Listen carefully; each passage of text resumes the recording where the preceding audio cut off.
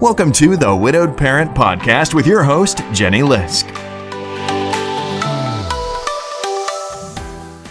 Hey everyone, it's Jenny Lisk, and this is episode 130 of the Widowed Parent Podcast. So I had such a great discussion with Jon Lefrandt for this episode, and as we close out Children's Grief Awareness Month, I'm really excited to share Jon's story and his perspectives with you.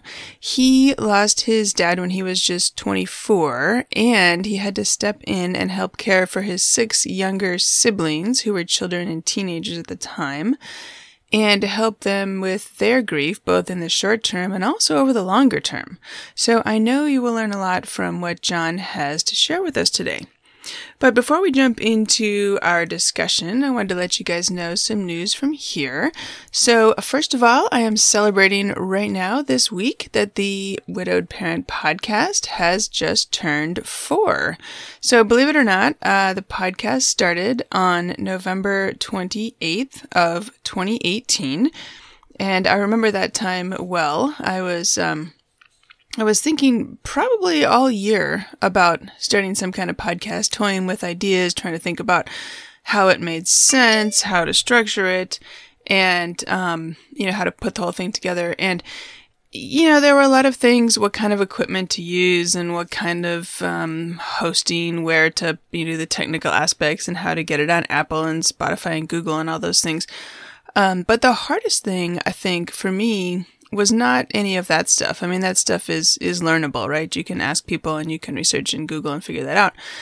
But trying to figure out why this made sense as a show with me as the host. And I was really struggling with, why me? Why am I the host of this show for widowed parents? I'm a widowed parent myself trying to figure all this out. And why is anybody going to want to listen to me on this topic?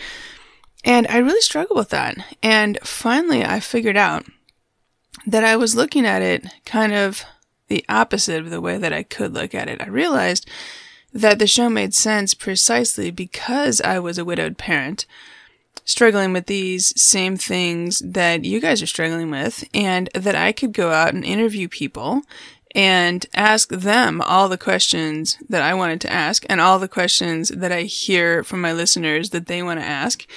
And really stand in the place of my audience on this side of the microphone and ask questions on their behalf, on your behalf, to these various people that I had on the show. And so once I figured that out, I was off and running, and it was approaching November of 2018, and I realized that November, being Children's Grief Awareness Month, was the perfect time to launch this. So I scrambled and I lined up a few interviews, and I got it together and I launched it on November 28th. The very last Wednesday of November was when the show officially kicked off.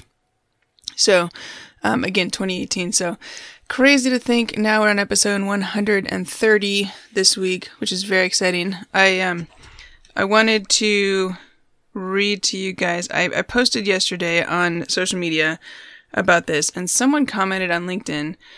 They said, if you were to recommend one or two of the 129, before this was 129, episodes to a newbie, which would they be? And so my response was, that's such a great question, and it all depends on where someone is coming from and what their interests and needs are. The discussion with Elka Thompson in episode 68 is one of my favorites for sure. For trauma, episode 122 with Megan Reardon Jarvis. For practical ideas, episode 35 with Allison Gilbert. For general parenting information, episode 69 with Julie Lithcott-Hames and episode 13 with Lisa D'Amour. For end of life, episode 85 with BJ Miller. For suicide loss, episode 83 with Joanne Harpel. And on the impact of grief throughout the lifetime, episode 86 with Hope Edelman. I could have gone on and on. I could probably have just gone ahead and listed all 129 or now 130 episodes, but obviously that would have been way too long for a comment on LinkedIn. So I would encourage you, if one of those piqued your interest, to go check that out. And also, I do have a Start Here page on my website, jennylisk.com/starthere. So if you are new to the show and aren't quite sure where to start, You could start with episode 1 and just binge all the way through, or you could go over to that Start Here page where I've given some suggestions for different circumstances, what might be some good episodes to start with. So, thank you for listening. If you've been here all 4 years, or if you've just joined recently, or if you started sometime in between, I'm glad that you found the show. I am not glad that you need the show. I wish you didn't need it. Since you do, I'm glad you're here, and I hope that you have learned something from the guests so far and will continue to find it useful. Okay, oh, and one more note before we get started. In the interview, Jon and I talk about something that he has through his website, forgrief.com. They are starting a grief calendar with some drop-in kind of grief discussion sessions. That has actually not launched yet. So when he says in the interview that it should be launching in October, as in last month, that hasn't quite started yet. So do stay tuned, and I will make sure to let you guys know when that is available. All right, so that's all the news from here, and let's get on with the show. Support for this podcast comes from BetterHelp. You can talk with a licensed professional therapist online, anytime, anywhere. Visit betterhelp.com/widowedparent to learn more and get 10% off your first month. That's BetterHelp, HELP.com/widowedparent. I hope you'll check it out. My guest today is Jon Lefrandt. Jon's dad was diagnosed with glioblastoma, which is a type of brain cancer, when he was in college, and he died when Jon was 24. Jon is the oldest of 7 kids in his family, so his siblings were children and teens when their dad died. Jon's joining us today from Highland, Utah. Jon, welcome to the show. Thanks, Jenny. It's so good to be with you. Yeah, well, I've really been looking forward to this for multiple reasons. First of all, this glioblastoma club, I wish it wasn't a club, but, here we are. Listeners probably know that my husband died of glioblastoma, and I've had a couple other guests too in the past who've had their spouses die of glioblastoma. I don't know about you. I had never heard the word glioblastoma until this popped up in our family. Yeah, no, absolutely the same. I had no idea what it was, but it is fascinating that seems to be anyone that does have it, it pops up. And when it does pop up, it's with a vengeance, right? It's already just progressed so much. So it impacts people greatly, but you're right. I don't think a lot of people know about it. Yeah. Now, of course, we hear John McCain maybe is the most recent high profile death from glioblastoma. And actually, Beau Biden died of glioblastoma right around the time my husband was diagnosed and having his first surgery. Really? Yeah. Wow. Yeah. Yeah. I was following the news of Beau Biden very closely because, and at first it wasn't clear. They just said brain cancer, right? But eventually it came out that's what it was. So, yeah. Well, anyway, I'm glad you're here to talk about that. And so I mentioned in the intro that you were a young adult when your dad died, but you had quite a few younger siblings. Yeah. And I don't think I've talked with a guest on the show yet who's been in your position of having younger siblings to be helping in a sense, with their grief over time. So I think that's, this episode will run during Children's Grief Awareness Month, which is November. We are recording a little bit ahead of time, but I think it'll be a really good topic for people to consider some of those aspects. So anyway, long way of saying thank you for being here today. Oh, I'm excited to be here. I know that excited is kind of a weird word on the subject, but I think when we can tell our story and we can share our experiences and people can learn through that process, it's always a good thing. So yeah, for sure. And I hear from listeners all the time that people feel less alone when they hear about other people's stories and hear examples and maybe what's gone well and what hasn't and whatnot. So anyway, why don't we back up before your dad got sick, when your family life was normal, before everything changed. Tell us a little bit about your family. Oh gosh. Yeah. That's it's kind of feels like two different worlds, right? Before the brain cancer and after, but Yeah, before, so I grew up in the Seattle area in a city called Hey, Issaquah. Yeah, so we have that. Issaquah is just like I'm in Redmond, so that's Yeah. not far away. Oh, I went to Redmond Town Center when it opened, and yeah, Nice. no, I Uh-huh. loved over there. So cool. Yeah, I'm an Issaquah high school graduate. Huh? Just celebrated my 20-year anniversary or 20-year reunion Uh-huh. last weekend. So, Awesome. anyways, yeah, I grew up there. That was where my dad was from, and his parents immigrated from Holland and Indonesia. That was where kind of our Hmm. family heritage came from, and they found themselves in Washington. And my dad actually he lost his dad when he was 11 in a car accident. So we kind of have this young dad death thing Mm. going on in our family line a little bit, but anyways, I digress on that. But yeah, oldest of 7 kids. The reason why I bring up even Seattle is because I think in Seattle, at least statistically, when I lived there, the average family had 1.5 children. And so when you hear that we have 7, we were definitely a little bit of an outlier in the Seattle area, but nonetheless, absolutely loved growing up there. There were 3 boys and 4 girls. We had twins.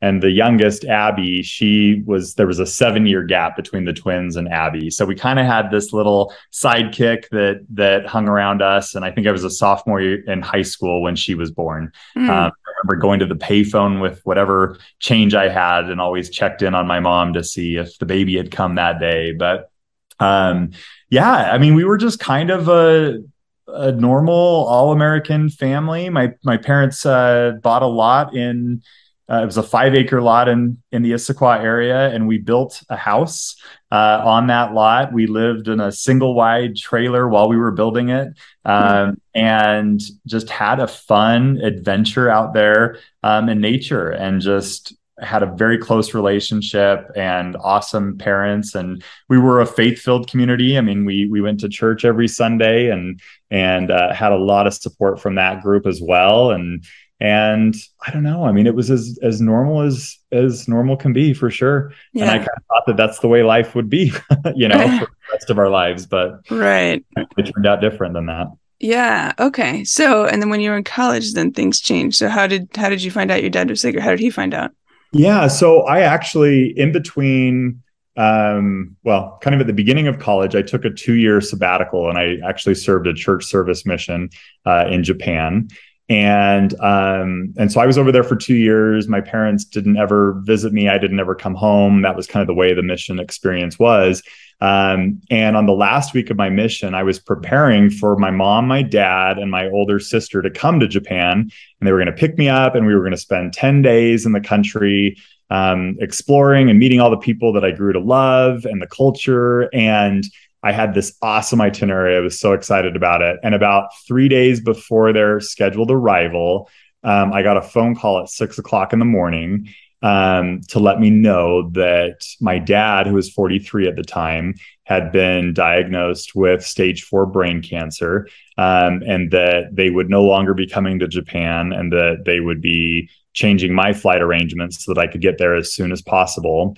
And that is when everything shifted. Wow. And Wait, you just got a message or something saying this? yeah, so we have in the missions, they had a mission president. And so he is the one that phone called me. And then I talked to my parents about a few hours after that. So Gotcha. he kind of notified me first. And then I talked to them. And I talked to them before my dad went in for surgery. But he was literally in surgery during the period of time that I was in the air flying back home to see them. So I spent my first night back in the United States in the hospital, and slept in a chair next to him. And as he came out of brain surgery, and then that started the journey of the fight with cancer and a brief period of remission. And then ultimately he passed away 3 years after that at 46. So 3 years. Okay. Yeah. So my husband only lived for 8 months. Yeah. And I was told at the time that about 13 months was kind of like the average life expectancy. So it sounds like your dad lived a little bit longer than average, maybe. I don't know if that's...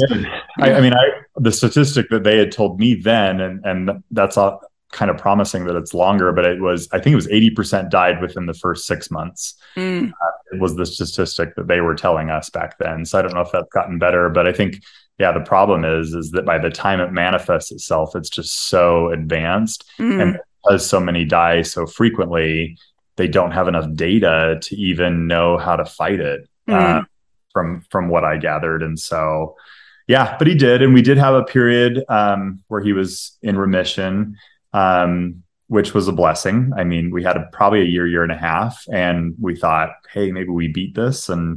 But then once it popped up again, that was with a vengeance, and it definitely took its toll.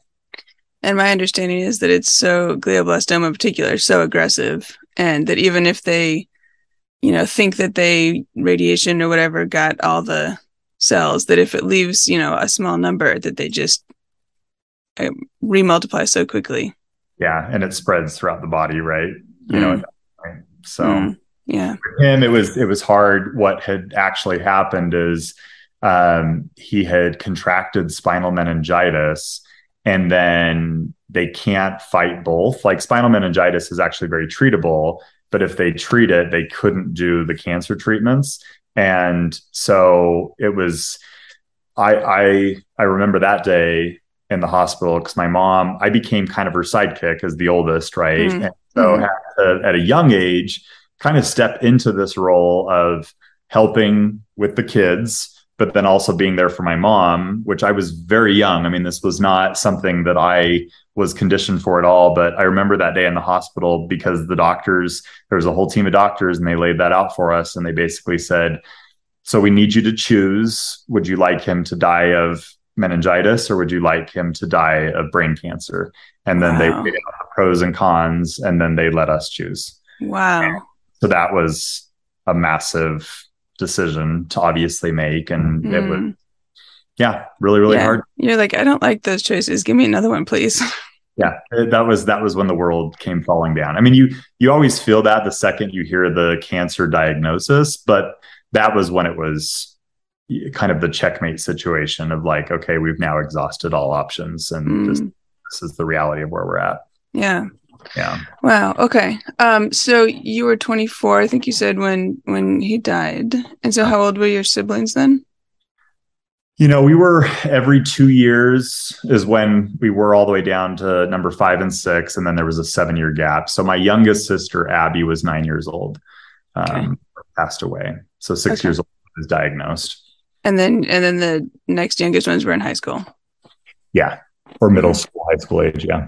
Right. Okay. So squarely in that child and teenage grief stage. So what was that like for you, especially in the beginning? Like, did you end up stepping in? I mean, you had your own grief, this was your dad too. Yeah. And you were a 24-year-old young adult with all these younger siblings. How did that kind of unfold? Gosh, I feel like, it wreaked havoc on me later. At the time when my dad passed, and kind of as I mentioned, I mean, we were a close family. We hadn't had any major issues where we would need therapy or assistance or anything of that kind. We had faith. And so we kind of felt like a lot of that would cover a ton of the issues, right? Of like, well, we're fairly healthy, and we've managed so far, 3 years of fighting cancer. Okay. And we're going to get through this. And, so I jumped into more of the parental role in that of I needed to be the strong one for the kids. I needed to be the strong one for my mom. But I was also married at the time. So I had gotten married, and I had a 10-month-old baby. And I was just finishing college and in the new part of my career. So I was juggling a lot. And I think, for me, I kind of, I don't know, put all of my needs on the shelf and did not address those at all. And I needed to focus on everybody else through that process. And so I doubled down, and I tried to help the kids in any way that I could and be the support for my mom in a lot of aspects. And that thrust me into the world of juggling her finances and I remember when kids would have a daddy daughter, dance at the school. And when, there were all these, like, all of a sudden milestones and life events that started coming up. And it was like, I had to kind of be the default fill in dad figure, but yet, yeah, Mm, simultaneously I'm going, I'm not the dad. Like right. I'm the son. I'm also struggling with this. And so that wreaked havoc. And it took me about 5 years before my wife smacked me upside the head and said, we have got to get you help. Which we did. And it was life changing, but it's like the 5 years definitely wreaked its havoc kind of through that process. And hopefully I helped the kids through that as well. But it's just tough when there's no roadmap and everyone grieves differently and you do the best you can, but it's a real challenge to do it kind of sight unseen and jump in with both feet trying to figure it out. Yeah. Yeah, for sure. And you were an adult, but like you say, you were awfully young. Yeah. Um, I wonder if you could go back and say anything to 24 or 25-year-old you about this from your perspective now, what would you tell yourself? Wouldn't that be fun if we could go back and tell us things? But yeah, and then I think for anyone that's listening to that might be in a similar situation or know somebody that's in that situation, again, we have these experiences, and I believe the best thing we can do is share what we've learned, and in hindsight, try to do it differently. But yeah, first and foremost, I would say you have to focus on yourself, because if you're not healthy and you're not getting the health and support, or the help and support that you need, you can't help others either. Like, you'll eventually be depleted and down to zero and running on empty and fumes, and others will struggle. You will struggle. It's just not a good situation for anybody. But then the second one, just in the brother figure role, telling myself, and I got to this point eventually, but just telling myself, I am not my mom's husband, right? That is not my job to be the fill in husband, Mm, father for her. And that's hard. And she needs to grieve that. But I can't put that pressure on me that I'm like the replacement. Does that make mm, sense? I mean, yeah, it sounds weird, but that's what I had to do. yeah. And then same thing for the kids. I was not and will not ever be their dad. Like, that void will always be there. And can I help comfort them and can I help support them? Yes, but I'm not going to be a replacement. So I think sometimes I would beat myself up when I wasn't able to be enough, that I felt like it was me, that I Mm, wasn't doing a good enough job. I wasn't filling that gap, that they were feeling pain, sadness, heartache, and it was my fault that I wasn't able to fulfill that, if that makes sense. mm-hmm, Um, when it's like, I never would have been able to do that, like, because I'm not their dad. right. They still needed to mourn that. So I needed to be more of the brother, probably initially. And I think I was stepping in as more of the trying to be the fallback father figure. Mm-hmm, mm-hmm. Right. And no matter what you did, no matter how good of a job you did, like, you couldn't bring your dad back. No. And that's really, Mm-hmm. the fundamental thing that they're missing and grieving. Yeah. I'm curious whether you mentioned milestones and father-daughter dances and things. Like, I don't know if some of your siblings, your sisters have gotten married. Have you ended up like taking on roles in their wedding and things as the dad figure? Yeah. Yeah, I definitely have. All of my sisters have now been married. In fact, we hosted my youngest sister's wedding in my yard last year, which was really awesome. And it was a great full circle moment, but that's been interesting too. Each wedding, I've kind of tried to figure out what that should look like, and I've tried to be respectful to them. None of it has been me inserting it, but I think they've all tried to have a place for dad there at those events. And then, so obviously, yeah. So I remember when we would do kind of the first dance right before that, and it would be the groom would dance with his mom, and I would be the fill-in, and we eventually did that so that it was me and my brothers. And so over the course of one song, I would usually kick it off, and then I'd pass my sister on to my other brother, and then my other brother. So we kind of Oh, all have that's tried nice. to fill that in together, because that was the other thing that was awkward for me of, okay, well, why, just because I'm a male and the oldest, I'm the default dad, Mm, like that just felt a little strange too. And so we've kind of, tried to broaden that and create our own traditions around that. And I think that still made it meaningful for for the girls and on their special day. But yeah, there've been moments like that where we've had to fill in and help in any way that we can. And I've tried to do my best through that process too. But that still happens even today, and it's been all these years later. Yeah. How many years has it been, by the way? When? So he passed away in 2008. Okay. So that's, what is that, about 14 years? To do the math in my head real quick. Yeah. Yeah. Okay.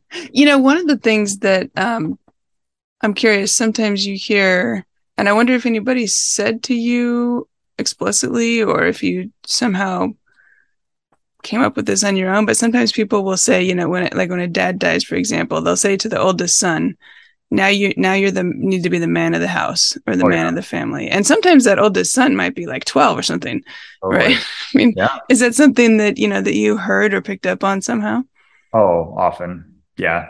I mean, and I think that was part of it is I am such a responsible individual, and there is an element of people pleasing that it's like, I want to make sure people are happy and that I am doing what I need to do to help in that. So yeah, you hear that talk track over and over and over again. And it's fascinating because it's like, yeah, put your grief on hold and be there for everybody else. Like that was the message that I heard. Right. And yeah, as I looked at especially those first 5 years, how that wreaked havoc on me, it was pretty profound, without question. And that was very real. And I think people had the best intentions when they would say that, but I don't think that anyone realized the long-term impact. And that would be, my advice and counsel to anybody too, is just please be sensitive to the needs of every member of that family, regardless of what age or what, you know, role they play in the family. Like, again, grief is just, it's so complicated and so complex. And everyone's dealing with it differently, but putting expectations on somebody of, we expect you to be the man of the house, or you're the dad now, or those types of things. Or they would even just say things, oh, well, your siblings are so lucky that they have you. And you're like, that was meant to be a compliment, I'm sure, of that you're so capable, you're going to do so great in this. But again, the message through that is, put your needs on hold. Their needs need to be the thing that you focus on. And right. And it's like, it was what it was. And I dealt with it the best that I could, but it would be wrong of me to say that didn't have impact. Sure. I imagine it created a lot of pressure on you, you know, and I'm sure they weren't intending to put pressure on you with that. They, like you said, they were intending a compliment, but still, yeah. Now I'm thinking, speaking of math, I think if I add up the numbers, I don't think you've reached the age yet that your dad was when he died. I wonder if you have any thoughts looking ahead towards that. Oh, Jenny, we could have a whole other episode on that topic. But no, that's been a fascinating one for me too. I've since learned that there is a whole thing with father loss, with boys who lose their dads, that is kind of an interesting part of grief. And it kind of came to a crowning point a few months ago. I don't know if you watched the TV show Bridgerton, that's on Netflix, but the second season, the main character, his father had passed away. So very similar scenario, lots of young kids. He was the oldest, had to step in as this father figure. Well, his dad died of a bee sting. And sorry, no spoilers. I don't really think that that's a spoiler, but that's kind of the narrative of that story. And the author at the end of the book, my wife, we watched the series and then she read the book. And at the end of the book, the author called that out and said, I chose to put this as a theme because for most boys and young men, when they lose their father, there is a constant fear that they will never make it to the age that their father was when they died. And and I was like, I felt so heard and so validated, because I have lived my life in such a way that it's almost like this hourglass is tipping, and that how can I maximize my impact not only with my life and my career, but also with my children. I now have 4 kids, and how can I pack it all in just in case I don't make it past 40 minutes? Yeah. And it's a very real fear, and it's very bizarre as I realize that almost all of my kids now are older than my youngest sibling was. So I think often of what would their life be like if I were to pass away, realizing what we do know about my siblings. And so anyways, it's been just a fascinating journey, but to even reading like things like that make me feel less weird, less bizarre, or like I'm this weird outlier, and feel like, oh, this is actually a real thing. And that there are many other individuals that feel the same thing. Now, I don't really know quite how to combat that, but that is a long-term effect of grief that I didn't see back then, but here I am all these years later, and I definitely still have this lingering fear on that subject alone. I mean, grief pops up all over the place, but that has been a steady theme throughout my experience now as a young father, has been that fear of, well, what happens to me? And as like I mentioned at the beginning of the podcast, my grandpa died when he was 36 and my dad was 11 in a car accident. So you look at this theme and I'm like, is my family lineage cursed? Like, I mean, you just go through this path, and even though there's no correlation, one was a car accident, one was brain cancer, but there's definitely that fear, and it does wreak havoc for sure. Yeah. Yeah. Well, it'll be interesting to, maybe we'll have to talk again after you turn, what is it, 46? Yeah. And see, like, does that all of a sudden lift? Relief, yeah. Like you made it to 46. This is something that Hope Edelman talks about. I don't know if you've read her book, The After Grief. Oh my gosh, you should read it. It's really interesting. And it's about the long arc of loss through the lifetime.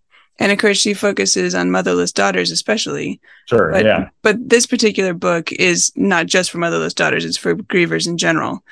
And that long arc, and she talks about that phenomenon of turning the age that your parent was when they died.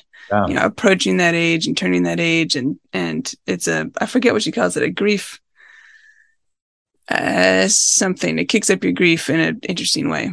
Interesting. Yeah, no, I will definitely. I mean, I love everything that Hope does, so I need to check that out. Yeah. Oh, yeah. The book is fascinating. In fact, I talked to her on the show about it right when it came out, and we had a really good discussion. So I'll put a link to that in the show notes too for people who might have missed that. Yeah, and a link to the book as well. So you mentioned that when your dad died, you were married and working. I don't know if you were working, but at some point you went into the funeral industry. Maybe you weren't originally. How did this transpire? Yeah. So that's been another interesting part of just, I think, grief and healing, and my personal journey has been fascinating. I think it shows how much I loved my dad and wanted to emulate him, cancer and grief aside. My dad was a commercial real estate developer. And so prior to while my dad was kind of battling cancer, and when he was in remission, I went and got my real estate license, and I worked with him to kind of help him keep things going. Now, granted, I was young and I didn't have quite the experience, but he did need the help, and I was able to do that. And I'll actually forever cherish that time that I was with him. But I just kind of naturally felt like he was a super creative person. He was actually a sculpture major, and we're on Zoom together, but I have these statues back here. Those are all my dad's. He was a sculpture major. Really? He made those? Yeah, he made those. Wow, that's really cool. Is it metal? It's bronze. Yeah, it's a bronze. And he specialized in these Arabian horses. And anyways, they're beautiful. But so he was this creative, and he loved redeveloping commercial properties and finding just rundown properties and facelifting them and putting new tenants in and kind of revitalizing spaces. And so he did that all over the Seattle area. And then he had properties in Arizona and Utah as well. And anyway, so I love that. I thought, well, I'm a super creative person. I could just follow in his footsteps. I could learn, what he had done. And so I started down that path. And, he died in 2008. And so that was right at the beginning of the recession that was all real estate based. And so that wreaked havoc in a lot of ways too. My mom was attached to all of his properties as a co-signer. And so then she then became responsible for those properties. Oh, no. Death. So that's a whole other side of the story that did wreak havoc. But kind of through that process, I mean, I was still in real estate, was still making a living, but I just did not find it very fulfilling. And I did have a friend that was working in the funeral space. And it was interesting because, I graduated from Brigham Young University, and which generally has a lot of very sharp professionals, and they get job placement just fine. But I had friends that it was like they were lucky to get a job at Home Depot. And so I remember, my one friend, and I'm like, you're working for a funeral business in Portland, Oregon? Like, I'm like, this is so weird. And it just didn't seem like him at all. But I was intrigued by it because of my personal experience with loss. And so at the time I was living in Utah, and they said, hey, it's a great growing company. We'd love for you to come check it out, and we'll fly you out to Portland. And even though it wasn't Seattle, it was back up in the Northwest, which I had longed to be amongst the trees and be kind of up more towards my roots. And so I went. I just thought, I'll just fly out there and see, I'll reconnect with them and we can just explore it. But that began the beginning of my career in kind of the funeral space and helping with grieving families and then providing grief support. And it has been such an awesome journey that at first I think I tiptoed into and was like, why would I want to do this? And then it really has just turned into something incredibly meaningful for me, which I'm so grateful for. Well, so let me ask, okay, so you were young and you went to this funeral home in Portland, Oregon. So what did you do for them? Yeah, so it wasn't a funeral home. It was a pre-planning company. So they helped people pre-plan and prepay for their funerals in advance. It's called pre-need, and that's generally done through a life insurance policy because people can't pay for funerals with like cash in advance. It's kind of protected in the form of an insurance policy. So which I didn't even know existed. We obviously didn't pre-plan with my dad. But I had also a very vivid moment when we were planning my dad's funeral, and we were down kind of in the casket showroom with the funeral director. And, they were talking to us about the nicest mahogany casket in this gold-lined vault. And my mom and I were just baffled. And all I'm looking at is these large dollar signs. And I'm thinking, and we finally asked the funeral director to step out so that we could talk without our emotions. Because at that time, my dad was in hospice. And I remember my mom said to me, she's like, gosh, I mean, I wish we knew what dad would choose, because that would have been totally good with us. But we were caught up in dad's the greatest person that ever lived. Therefore, he needs the nicest mahogany casket.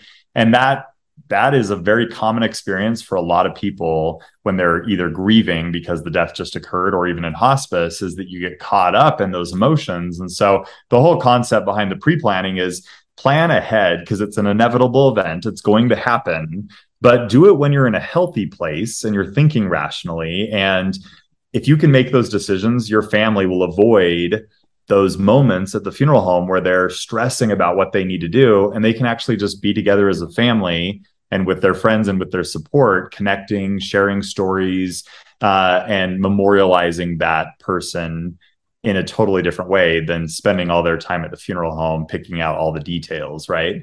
Mm-hmm. So that was the concept behind it. So that was what introduced me to the funeral profession. And then kind of my journey has continued on from there. And then I started my entrepreneurial journey about 4.5 years ago. So tell us about that. Yeah. So you're at this funeral pre-planning company, and then what did you start?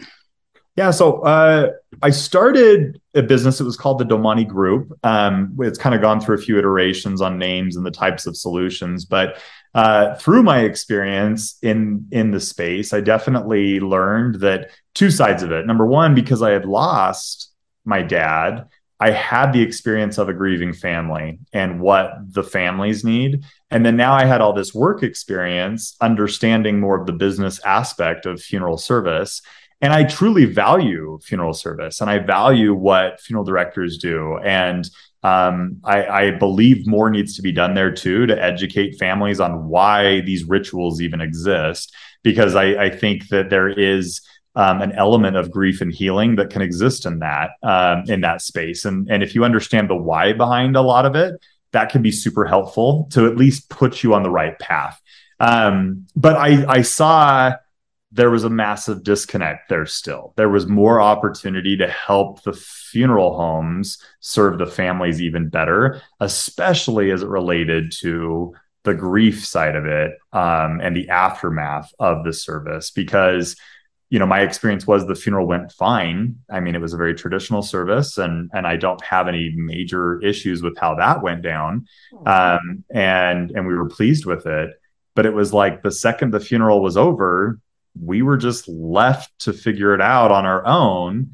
And it was just weird. You kind of go from hospice, and they were so wonderful. We had this good experience for the funeral, and then you're in this great abyss, which anyone who lost somebody knows what that void feels like. It's like everybody else goes back to their normal life, and then you're stuck. And I feel like a better handoff can happen there. I think that is part of an obligation, I think, that funeral professionals need, is to feel that they need to help these families, point them in the right direction, at least them on a path, instead of just dealing with the great abyss, because the havoc that it wreaks in people's lives. And for me, being the oldest of 7 kids and being so close to my mom, I've seen now the gamut of how each of these individuals are grieving. And it is very different for each one of them. But I would say with every one of them, had we done things differently in that first, 6 months to a year, I think that we would be on a much different, trajectory for sure. Oh, you mean with your different family members and how their grief might have unfolded? Yeah. I think had we had more support, more direction, during that period, I think we would have been, I don't know. I mean, it's always hard to say in hindsight, but I really think it would have helped. But instead, we were just trying our best with the very limited knowledge that we had, and it did wreak havoc. Well, I love hearing that you're focusing on this funeral industry. I feel like it's a crossover point, right? Like between hospice and grief. Yes. If you look at it as a continuum, right? Or maybe you could, hospice or, the medical system in general, right? People can have various illnesses or situations, and at some point it might or might not involve hospice. Yeah. And then someone dies, and the funeral industry handles that piece, basically, from death to the person being buried and a service happening or not happening. Yeah. And then, like, I don't know about you, but well, actually, we used a funeral home in Issaquah. Speaking of Issaquah, maybe it's the same one. My memory of what they gave us was a folder, like one of those folders like you use in school or something, with some handouts. And I think there was like a printout of like how to call the Social Security office with instructions for that, and a printout maybe with listing some therapists around the area or something, and a brochure of like, don't you want to get ashes put into a necklace? Here's a brochure for that. Another brochure of, don't you want to get the thumbprint on the necklace? Right. There was just a bunch of that kind of stuff. Yeah. And that was it. Yep. And I well, at the time, I guess I didn't think about it, but since then I've thought it's such a missed opportunity to do something really helpful and important, for the longer term. I mean, once the person is buried or cremated, that's not the end of the journey for the family. You're right. Yeah, you're exactly right. This is the experience, and this is the experience that is existing all over this country, in every city, in every community.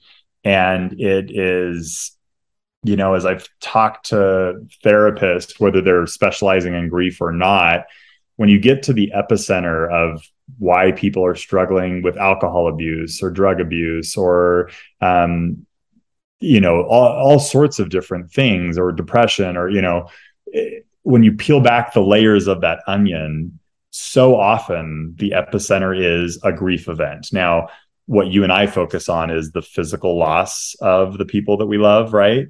And that's there. But you also have grief components when you lose a job, when you get divorced, when there are these losses. And that's kind of the epicenter of this onion. And then when people are trying to cope with these feelings, and if they don't have the help that they need, they often turn to other things to just numb themselves and to feel differently. And that then impacts their relationship, their work performance, their overall health. And it continues to compound. And so I look at it as my mission through the solutions that we've been able to create at the businesses that I've created has always been about how can we help the people at the time that they need it. And we call it often, it's the epicenter, but I just am like, that's kind of like this ground zero moment. And we can do more there. And if we can get people connected to resources earlier, if we can educate them earlier, if we can give them community earlier, if we can give them the resources that they need, then hopefully we can maybe avoid some of the casualties and the heartaches and the sorrow long term. Now, we'll never be able to remedy it completely. Like, death is now a part of you, and grief doesn't just disappear. But can we do it in a more healthy manner? Can we be knowledgeable about, well, why am I turning to this? And why do I feel this way? And why is my kid feeling this way? And, it's like, if we can provide those resources at the epicenter, I just think we can do a better job. And that's that. And the way this all kind of came about, the first part of my business was just a simple text message follow-up program. And it's like, we just follow up with grieving families, and it's all via SMS, but it's on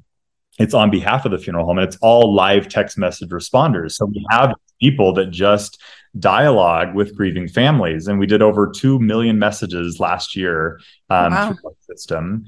And 30-40% of them ask for additional grief and bereavement. I mean, not surprising, right? You're not surprised by that. Yeah. I'm not surprised by that. But yet it's just such a miss. And I'm like, even the ones that don't ask for it, they still need it probably. Right.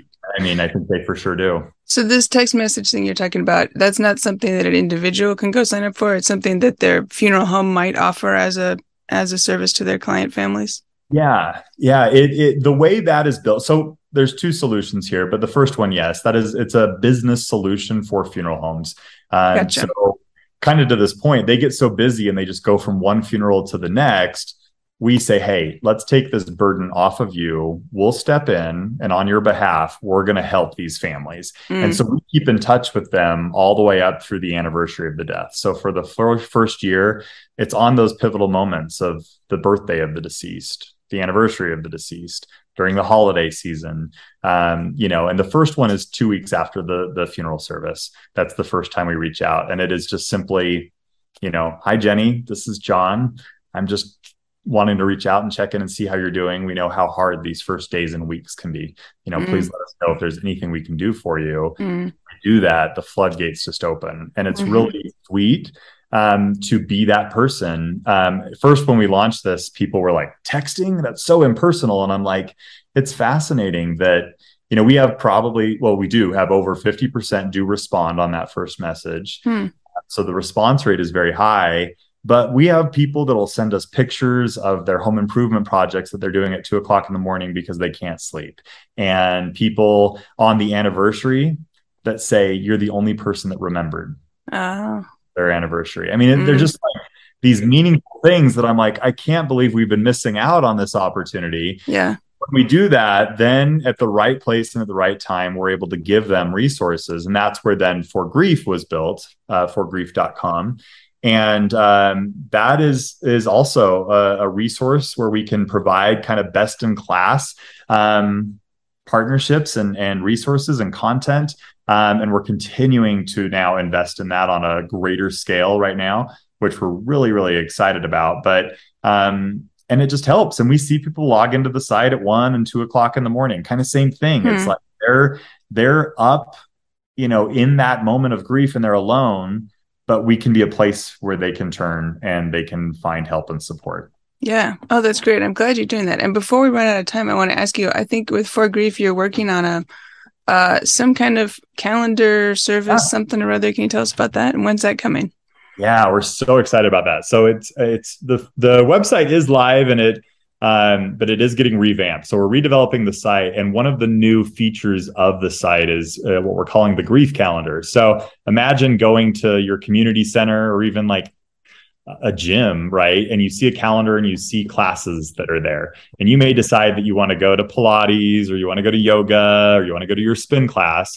Well, think of that, but as it relates to just grief and loss. And so we might have on a Friday morning at 9 o'clock, Jenny Liss could be there and she could help talk to widowed parents and what that experience looks like. And so it will be live and it will be done via Zoom, and there will be chat functionality that is there so that you can ask questions and that you can be pointed in the right direction and be put on a path. And Jenny might recommend, hey, here's some books that I wrote that I think would be really helpful, but here's some of my other friends and colleagues that might help you in this angle. And here is an article that I would read. Here's a course you could take. Here's a podcast you could listen to.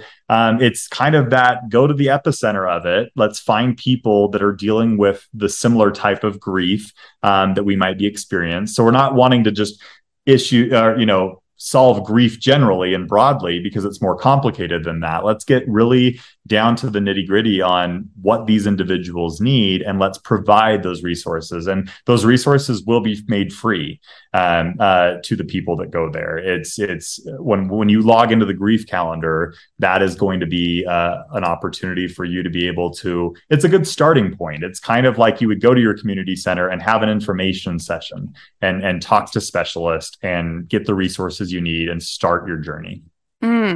So I'm imagining eventually that when you have the calendar filled out, as like your YMCA schedule, right? Okay, I've got, spouse loss on Tuesdays at 7 p.m. and I've got motherless daughters on Wednesdays at 3 p.m. and, et cetera, like kind of throughout the month, and you could drop in as you want.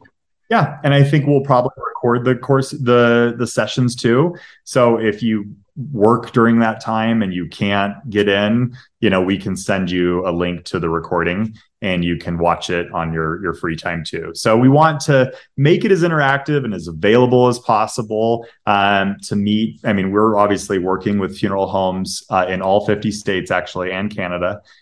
So we kind of cover the map. So you got different time zones that you need to worry about, but we'll try to pack that with as much valuable content and resources as possible.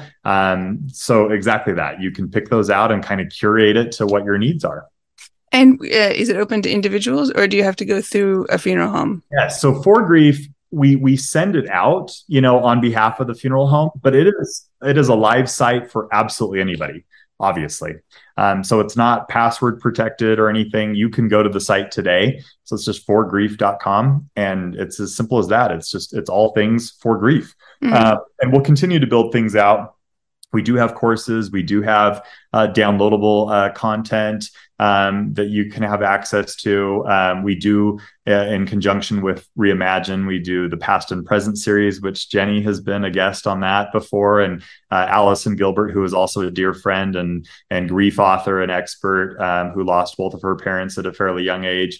She helps facilitate that. So I just feel so lucky that we have this awesome community that can come and help. And I just think it's meeting such a void between kind of what's going on the funeral side, but then also what's happening on the family side. And we're just trying to bridge that gap and really provide the support and help for families. I love it. Yeah. So I'm going to put a couple links in the show notes, actually. One to the Past and Present series that you mentioned, because like you said, Allison Gilbert hosts these. Mm-hmm. I think it's like the last Thursday of every month or something like that. And she has different speakers and has had quite a roster of interesting and prominent grief-related speakers. It's been going for at least a year, 2 years. I don't know. Probably a year and a half now. A while. Yeah. So there's, I think, a really good backlog of content plus an upcoming schedule of all kinds of good stuff. And I'm also going to put a link to, the one that she did. It was in June, and it was with me and Tembi Locke, both of us being widowed parents. and both of us with widow memoirs, and she interviewed the two of us, which was a lot of fun. Well, I hate saying it was fun. It was, I mean, Was they're both friends of mine. still have fun after loss, Jenny. Yeah, exactly. Yeah. I know. But it was a great discussion. It was great to see both of them again. And I think it's, but back on the point of people feeling less alone when they can listen in on some of these discussions between people who've maybe had some similar experiences, some different experiences, learning things from other people's stories. So yeah, okay, I'll put a link to that in the show notes for sure. Well, thanks. That'd be awesome. Yeah, cool. Well, good. So when is do you have a date yet when the For Grief calendar is going to be? Yeah, so we're shooting for launch in October. So it would probably be about mid-October is when that's going to be live. Okay, so by the time you guys are listening to this in November, Children's Grief Awareness Month, it should be live. Yeah. So go check it out. So I'll be sure to put a link to that then in the show notes too. So, because I think that's a terrific resource. And I think, the more we can get the word out about good resources, the better. So. Oh, I'm hopeful that it will be, and that it'll just keep growing kind of organically, and that people will want to be a part of it. We really want to foster community there. Well, I think it's terrific that you've taken, your experience with loss at a young age and your experience with your own grief and helping your family members, your siblings and your mom with their grief. And combine that with some of your early professional experience to really do something with an impact here. Yeah. That reminds me, congratulations. Speaking of impact, I think recently you were the 40 under 40 in Utah something or other magazine for your work. So congratulations on that. They said they've been doing that award for, 20 plus years or so. And they said at the event, it was up at Sundance Resort, and there were other winners that was like the founders of Crumble Cookies, if they're in your community. I know they're kind of all over the map as well. And then if Studio McGee, they do the makeover show on Netflix. They were on there too, but then they were like, Jon, you're the first funeral person that we've had win this award. So it is kind of cool to just even bring awareness in a different environment too, with innovative solutions because it matters. It's like this impacts every person in the world. Death is a part of life. And it's like I don't want to say normalize it, but if we can have the conversation more often and get the resources that we need and the help and the support that we need, we can make a real tragic experience a learning experience, and that it can be an enriched experience as you navigate it and as people help support each other. And I just think we haven't done a good enough job of that. And so if I can do my little part in my sphere of influence to ignite that change, then that is deeply fulfilling work for me. And it kind of helps the legacy of my dad live on. I think that it's like he didn't die in vain. It's like he died and we were able to create some beautiful things through the process. And I think that's what's really beautiful. I think that's what you're doing as well with your work, Jenny. It's like we have hard things that happen to us, but we can turn that into, it's the whole lemon and lemonade experience. Like how can we make something still beautiful come from something so devastating? Yeah. Terrific. Awesome. Well, gosh, I think we could keep talking all afternoon. We have so many things to talk about, but we probably had better bring this to a close here. So I would like to ask one more question, maybe bringing it back to your own experience with grief and as an older sibling of grieving kids. If you could say one thing to adults with a grieving child in their life, what would you say to them? So the adults that have grieving children, I think like my biggest piece of advice is just realizing that they are individuals, that they are going through things that might be hard for you to understand and you're wanting to help them, but it's listening and understanding through that process, but realizing that it will get better and that loss can still have a positive impact too in their life, and try to identify what that is. And that may seem so far from reality today, because you might be in the midst of it and it is just heavy right now. But I think trying to say, how can we help these individuals through their grief with the things that they need so that it can actually be a positive and impactful experience in their life down the road. That's the greatest gift that you can give. But the only way that you can do that is to not put any preconceived idea on them of that this is what that experience is going to be like, if that makes sense. It's just, I think, being for them, listening to them, and giving them the help and support they need is just crucial. Dig in, dive in, find the resources, and do the research to make it happen. And that can be such a tremendous blessing. For us, we didn't do that. I think we just thought, let's just keep loving each other and it's going to be fine. And that wreaked havoc in the long run. And I would say that did with all 7 of us in my family. Every one of us, if you had all 7 of us on here, Jenny, we would all attest to that, of we could have done more at the epicenter at that first, 6 months to a year. There's more that we could have done to help support them. Mm-hmm.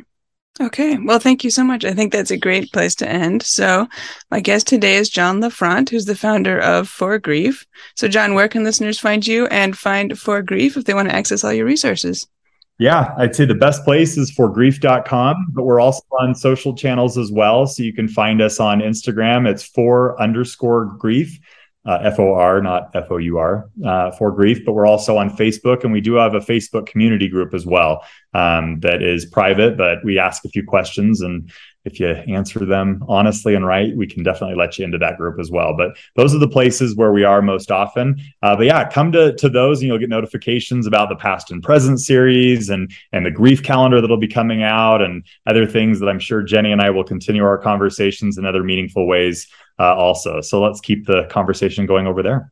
Absolutely. Well, thank you so much, Jon, for speaking with me today. I appreciate you having me on. Thanks so much, Jenny.